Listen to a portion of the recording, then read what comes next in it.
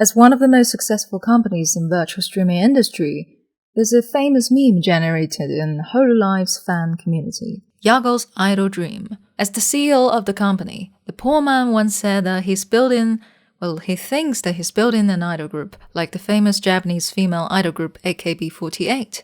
But what he gets? Well, he never said it again. Most fans took this as an obvious inside joke in favor of each hololive streamer's unique streaming style, mostly wild and non-suitable for work. Most importantly, their unlimited creativity in terms of content creation and performing. Well, many of the virtual streamers actually have the ability to perform on stage, have the equal ability of performing, singing, dancing, pressure enduring, and rapping as idols. But there clearly lies a distinction between the common VTubers we see to the already mature and widely known idol industry and their systematic construction of an idol and their stardoms. In this video, I hope to examine the stars in virtual spaces by demonstrating the differences between first, non-virtual versus virtual stars, and secondly, common virtual streamers versus virtual idol groups, and lastly, the glamorous fatality of this virtual stardom. Virtual streamers, virtual idols, and real-life celebrities share the similarity of the parasocial relationship they provide the audience, since they are all presented and perceived through media images. As stated by Horton and Wohl, parasocial relationships arise when individuals are repeatedly exposed to a media persona, and the individuals develop a sense of intimacy, perceived friendship, and identification with the celebrity. For both interaction between virtual and non-virtual performers to the audiences, the more they seem to adjust the performance to the supposed response of the audience, the more the audience tends to make the response anticipated. The simulacrum of conversation give and take may be called parasocial interaction. I believe the relationship grows more intense when the star becomes virtual, or only remains to be virtual. Exactly because it no longer requires a physical space like the street, a stadium, a theater, physical materials like albums and film screens. Everyone has access to internet, could spectate virtual streamers' performance live and 24/7, though traditional stars' content can also be easily found online, but there are always mediated archives and advertisements for promoting physical albums, real-life concerts, and film box offices. In the theater, the ambiguous meeting ground where people play out the roles of fictional characters. One play ends, the performer crosses back the threshold into the matter-of-fact world, whereas for virtual streamers, the performance persists during their whole career across all media platforms. For instead of existing in the grand narrative of a given story as characters, the streamers perform in real world as independent characters temporarily departing from the fictional narrative and setting. They don't have a greater purpose designed by an author, but their whole content is on the basis of and interlinked to their character. Despite the vital role the construction of a character plays in the virtual streamer's career, the core in this process of construction is actually how the character is spiritually performed and gradually unfolded by a real person. One unique performer for one unique character. The performance of presenting a character would then be perceived as an entirety. And the very entirety is actually the vital reason that made the character and performer unique to each other. Audiences with long-time engagement could barely perceive them apart. The person who's performing the virtual streamer really vivifies the character. That's why the industry is so serious about the violation of barriers between the performer and the character, how the infall of the performers in real life should not be discussed openly, how changing the character's performer could draw severe backlashes from fans, even more so when one performer graduates from one character and then perform another. Audiences' perception will surely be far more complicated than seeing a real-life star shows up in different fictional worlds across television and film productions. Leaving out untouchable virtuality, let's first go back to a mundane world and have a peek on the real-life idol industry system. I used to be a fan of a legit idol who, like most other idols, has been learning and practicing all the abilities being an idol requires for several years before their official debuts. There will be weekly and monthly tests directly examined by the superiors. A single failure might got them kicked out, or debut delayed for months and even years. One thing that never runs out there is the numerous trainees from all over the world who dream of debuting every day and night. As Couldry notes, the girl idol groups are designed and cultivated in a corporate management system. Each idol in the system went through the mission and process of self-making its idols, regulated in the norms of competition, strategic training and management, self-reinvention, flexibility, and multiplaying. Though we know the notion of perfect does not exist in our mortal world, everyone who has been trained and polished on a star production system and survived the level of strictness is arguably perfect. They perform the ideal human. They encourage the audience to fantasize of them in every move when in front of camera. They practice the same choreography for 1,000 times to assure perfection on stages. They must be ready for the market, for being consumed, for being the idolized human. Despite the epics of star performance spectacle, what if the ending stage is no longer the literal stage, but a virtual gathering space? Just like how being a virtual streamer actually allows the streamer to be bad at game skills compared to pro gamers, as long as still entertaining. Here I observe, being virtual also allows idols to be half-done.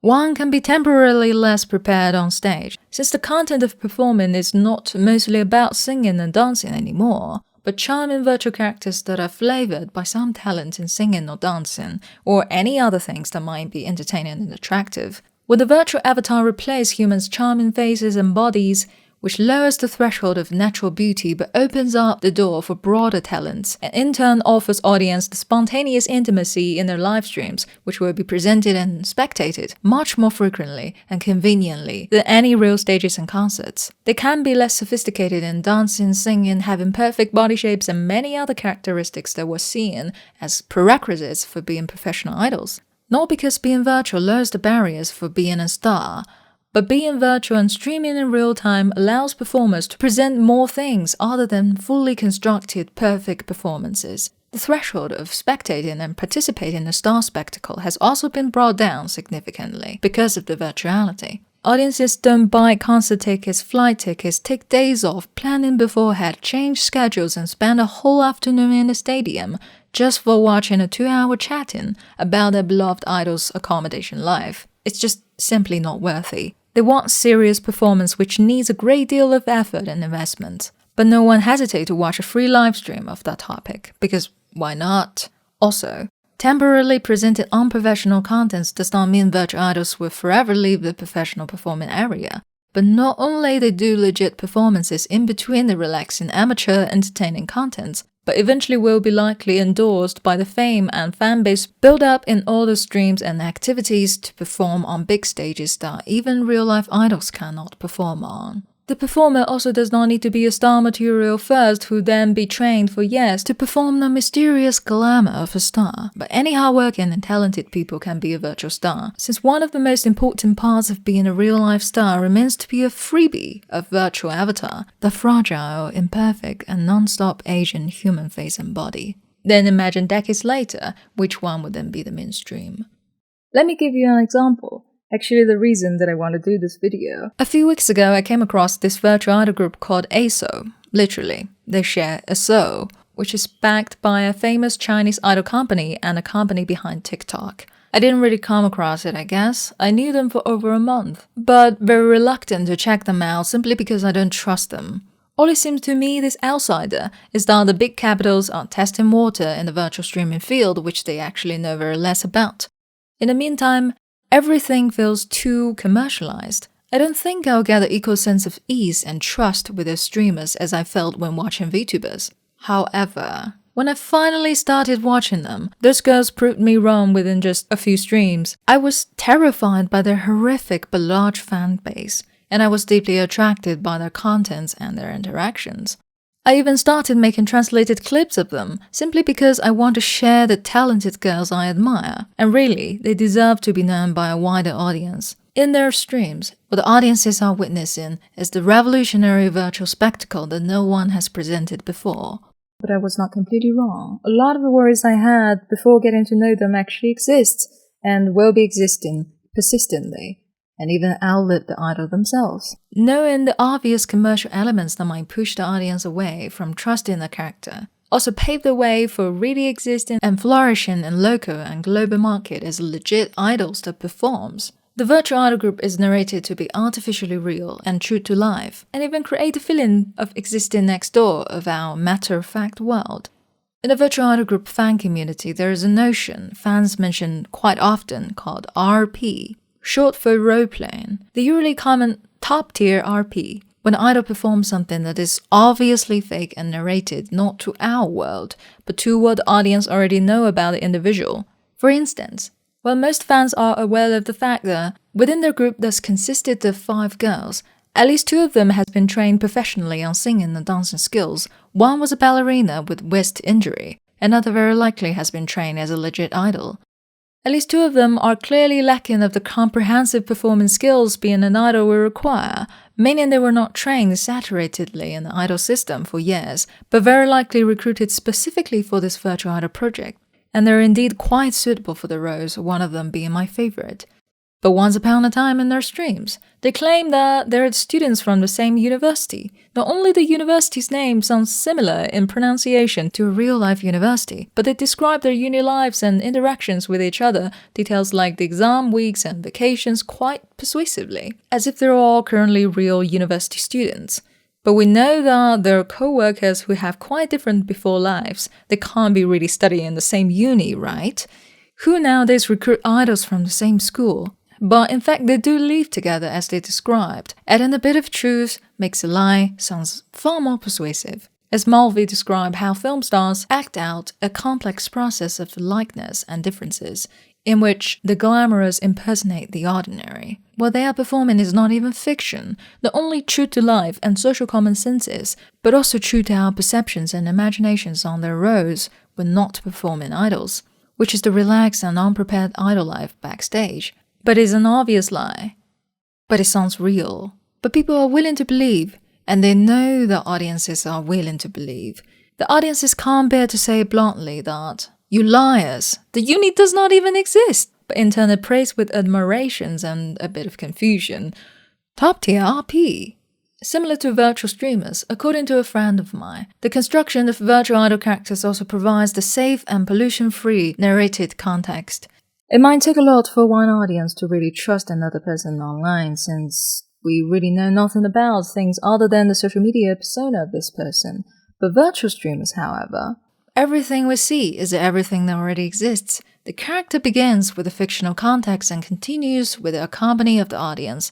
Even the performer herself might not fully script her next move. For this construction of a virtual star spectacle, we construct it together. But that's the most ideal situation so far only exists in my sweetest dreams and wishes of virtual streamers. Though these characters are virtually humanized, hence more intimate and relatable, but dehumanized in the sense of reality. What adds on to that is the glamorous, but in this case, fatally harmful virtuality. Going back to the once existed notion of hololive being a virtual idol company then, those streamers and their companies sure share similarities and characteristics with idol industry, but different in many aspects varying from autonomy of the idol, the major content, and how they get support from the fans. In my earlier video, I stated that, comparing to a fictional character from manga and anime, the performer behind a virtual avatar brings the streaming character the sense of autonomy and existence. However, when departing from the virtual wonder, in the end, who really owns and operates a virtual existence? Comparing to virtual streamers' independent living and streaming conditions, the virtual idol group live and perform together. Their operating unit is not individual, but a group.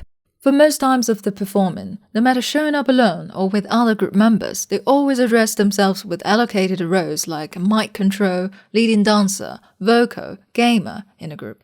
The fact that they exist in and for this group is always blatantly presented. They do exist and can be appreciated or blamed over or perceived as individuals, but they cannot operate if no longer being a member of the group and is rigidly controlled by the company.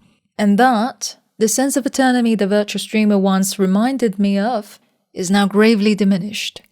And since they don't own their bodies, the performers of the virtual idols might have even less control over their performing than real-life idols and stars. The dispute between individual and the company is no new story. The copyright fight between artists to the companies over artists' own creation is particularly heart-wrenching and could be quite dramatic. The point is, for real-life stars and idols, no matter which side wins in lawsuits and in public's eyes, They can reject order from the company that they believe to be wrong. And in worst cases, they can breach the contractual terms and reject any roles that have been assigned to them, no matter what it costs, since they have physical control over their own bodies and lives. For the virtual stars, however, collaborations between talented individuals and companies allows more burst of potentials and great overall effect, but it's always at the cost of one's control over the situation. Most VTubers don't design and rig their models themselves. They might commission artists to make the model based on their own ideas, but it's eventually a piece of work that cannot be moved as freely as one's body all the time. The virtual bodies might be, however, able to be operated and presented just like how human bodies can do. There will be much more potential in virtual bodies as it reminds people of human bodies that carry humans' mind, but no one physically lives upon it. The virtual body can be humanized with the characters and different forms of performing, but it can also be, as it is, a mere virtual object, a flow of data. For the virtual idols, both the performer and the character has no space available to act on their own. Even just in audience's imagination, the long-term performance of the virtual idol is an image presented in the forms of group. With assistance of the director, PR, the managers and many other staffs that start the stream, adjust the camera along with the actions, control the music and background image, add in props at appropriate times when needed, etc. Unlike the self-conscious and autonomous virtual streamers that stream on their own, in my observation, the virtual idols degenerate to a piece of art, in which the performers being the model, the staff, superiors, and to some extent the audiences being the painter or the director that gaze at, illustrate, and alter them. Completion of a virtual idol stream is achieved by multi-parties. Performers never have full control over the contents, not only in the literal sense, but also the most obedient and loyal audiences are aware of the effort made by people other than the streamers, on and off stream. No longer emancipated spectators, but only the oppressed performers that perform the object of desire according to plan, perform the second form of spectacle. Of to-be-lookedness, Mulvey argues, in which how a star is being looked at being a spectacle itself. Even when performing the avatar, the idols don't fully operate and own the spectacle that they are constructing. The characters don't belong to them and will never escape with them. It legally belongs to the company, forever and always. What shall they do then, when they don't want to do something that has been assigned to their characters? How to save her when a character that is performed and vivified by a performer is gradually ruined by the company and the audience step by step? The same worries remain for all virtual characters. Streaming or not, independent or not, profitable or not, it's particularly blatant and inextricable for the systematically produced and performed virtual characters and personas. There are ways to make them less fictional and truer to life, but always true in temporal beliefs and real as construction. I made this video not to judge anyone, but just these are some of my sudden thoughts I had when watching the virtual idol group. I really like them and enjoy the contents. If you kind of curious about them, you can check out some of my clips of them. I sometimes make clips of them when I see some moments that I think, I want to clip that. Anyway, I'm always open for the more possibilities of the virtual wonder. See what they can do in the future. If you really like my content, you can consider support me at Ko-Fi, link in the description. And if you want to have a peek on my daily laziness, you can follow me on Twitter, also link in the description. I'll see you in the next video.